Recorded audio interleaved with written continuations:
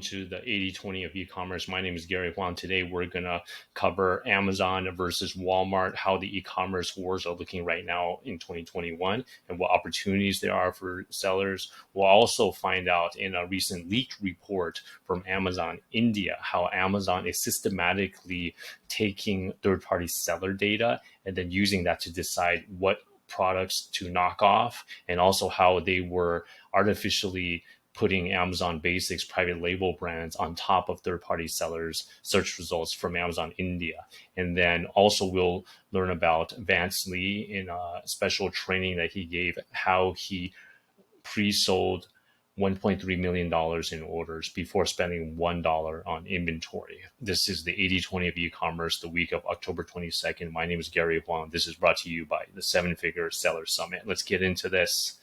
All right, first off, Walmart is gaining on Amazon in e-commerce. According to a report by Jungle Scouts, on one hand, Amazon's total sales are huge compared to Walmart. Amazon is estimated to have $468 billion in sales by the end of 2021. Walmart, on the other hand, for their e-commerce division, they're only estimated to have $75 billion in sales. However, if you look at the growth rate, Walmart is growing super fast compared to Amazon. And even though there's a huge gap between the two companies, Walmart's growth rate is 5 times faster than Amazon's growth rate in the recent years. And if this trend continues, then in the next 4 years or so, it will lead to them eventually surpassing Amazon. So don't overlook Walmart, guys. Even though Amazon is bigger, Walmart is a growing opportunity. And at the same time, it's important to note that there's different demographics, different shoppers. For example, on Amazon, Amazon is the apparel leader, while Walmart is the online grocery leader. So it's important to recognize these differences. But the key takeaway is don't overlook Walmart. And if you haven't already, definitely check out the Seven Figure Seller Summit. We had a session where we talked about the opportunities and what to do and what not to do to get started selling on Walmart. I highly recommend you guys check that out, sevenfiguresellersummit.com. Next, in recently leaked documents from Amazon India, it was discovered that Amazon was copying products from third-party sellers, and then they actually rigged search results to promote their own brands on top of third-party sellers.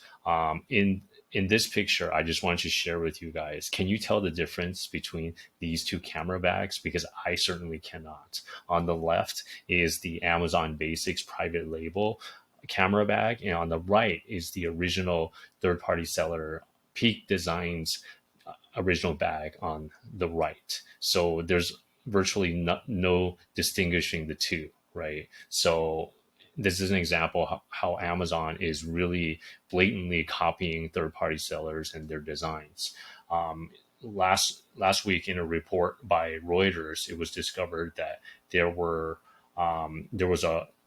many documents that were leaked from Amazon India, and then in these documents, these treasure trove of internal documents, and then they showed how Amazon ran a systematic campaign of creating knockoff goods and manipulating search results to boost its own product lines in India. And then, according to one seller who asked to remain anonymous, Amazon's own use of the data to develop and promote its private label brands absolutely destroys the level playing field, okay, according to one seller. And then, just to show you what some these documents show, this is from 2016. One of the tables in this report showed how Amazon benchmarked third-party brands. You can see here the brand, the units sold, the number of returns, the return rates, the reasons for the return, and also the average selling prices. This is for India. I believe it's in rupees. Okay, so it really just goes to demonstrate that Amazon is, even though Jeff Bezos testified under sworn testimony to U.S. Congress a couple years ago that Amazon forbids its employees from using data on the third-party sellers to benefit its own private label brands. It seems that we sellers cannot be too naive, right? So what does this mean? Does it mean that you should not sell on Amazon? In my opinion, no. The reason is because Amazon is just way too big in terms of the e-commerce pie. I mean, if you don't sell on Amazon, you're losing out on the huge part of the pie. So in my opinion, you still have to get on the platform. Does that mean that you have to marry the platform and only sell on Amazon? No, I feel you really, for a successful business, you got to diversify. So you got to look at other platforms, possibly Walmart, your own website, a Shopify store. Look at ways to diversify your risk, right? Don't put all your eggs in one basket, and especially if that basket is controlled by Amazon and Jeff Bezos, as we've seen in these internal documents. And ultimately, a sustainable business really needs to have diversification in platforms, in sales channels, and product selection. Copycats like Amazon, this has been around since the beginning of time, right? I mean, even big companies like Apple have to deal with the copycats of their AirPods. And if a rich company like Apple still can't fight off all these copycats, I mean, what can we do as small sellers, right? So on one hand, it does make sense to I mean, I don't think you should fear it, but you have to have a strategy, right? So really try to build a moat around your business. And ultimately, it's businesses that can pivot, that can evolve.